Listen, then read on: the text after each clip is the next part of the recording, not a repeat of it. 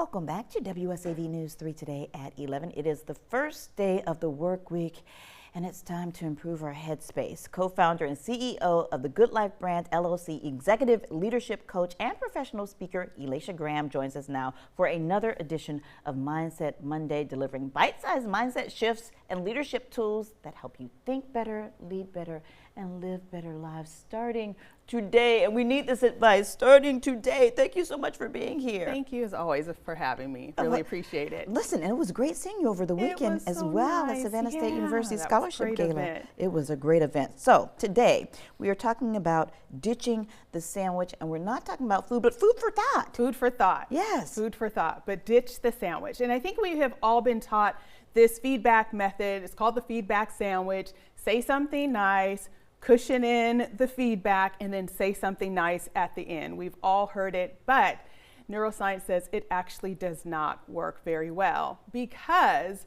as the receiver, and because we like to hear good things about ourselves, we tend to remember the last thing that we heard. It's called the recency effect. So we just hear all the good things, all the compliments, all the ways that our boss or our manager or the person giving us that feedback closed out that conversation. So we walk away feeling really good, like, I'm not doing too bad. And then nothing shifts in that conversation. So the advice does not land, but you have an alternative. Yeah. And I first want to say that the mindset shift is moving away from thinking the conversation should be comfortable, because hard conversations are uncomfortable. And the goal, instead of being comfortable, is to be clear. And so I have a different framework I encourage leaders or anyone giving feedback to use. So instead of the sandwich, I say ditch the sandwich, and instead ACE the feedback. And ACE is an acronym. And so the first one is acknowledge. So acknowledge the person's strength, acknowledge what they're doing well, really want to set the tone, kind of calming their nerves.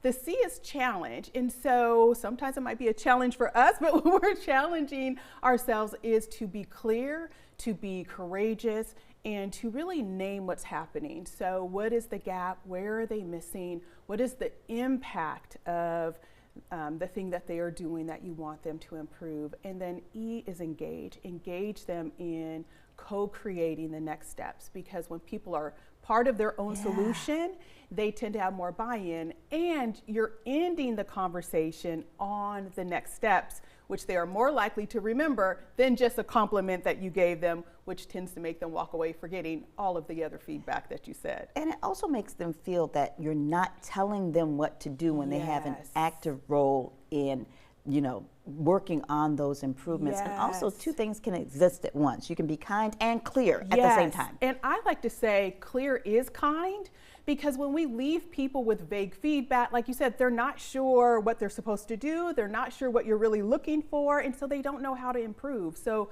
clear is kind. It is the kindest way that we can give feedback to the people we care about. We're talking about leadership now and roles in spaces, professional spaces, but what about at home? Does this work there? Absolutely. I think it's the same thing. When we are providing feedback to someone, usually it's because we care about them. We want to preserve the relationship. We want things to get better, so we can use the same framework.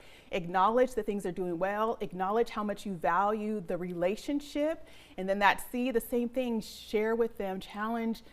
The challenge is to share with them clearly what is happening, the gap, and then again, co-creating the next steps together. Okay, so here's the sticky part. Yes. What if it is not well received? What if that person is defensive or emotional when they receive this feedback? Yes, so one, just know it happens. And the goal of the feedback is not to avoid emotion or to avoid the discomfort. It is to be clear and kind. So sometimes we just have to take a pause, acknowledge their feelings, invite them into the conversation a little bit earlier. I like to say, I notice that you're having an emotional reaction. Do you want to talk about that a little bit, or what's coming up for you? And then sometimes just them getting it out and feeling like they're being heard, and then coming back to, okay, how can we work together still around this particular concern or challenge that we're having? I think that's another issue, is that sometimes we are not allowing them to be heard. We kind of stop them mid-sentence because we want them to understand what we're saying, and at the same time we're dismissing how they feel and what they have to say. Yeah, we forget that the conversation should be collaborative, that conversation is a two-way street. And sometimes we just want to rush through it because we're uncomfortable or emotions make us uncomfortable.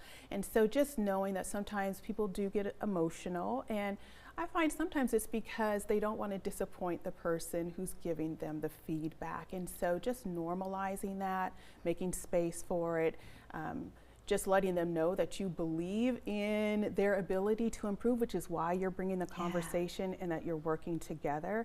And then sometimes even closing out with asking them, what can you do to support them? That's a good so thing. they know that you're in it with them. Because of course the goal is to help others grow. Yes, yes. So thinking about feedback, it's not really about being good or bad. It is to help people grow. And I think whether you're a leader or a parent or a spouse, that we're all saying when we provide that feedback, it's because I value you, I value this relationship, and I want to see you grow, and I want to see us do better together.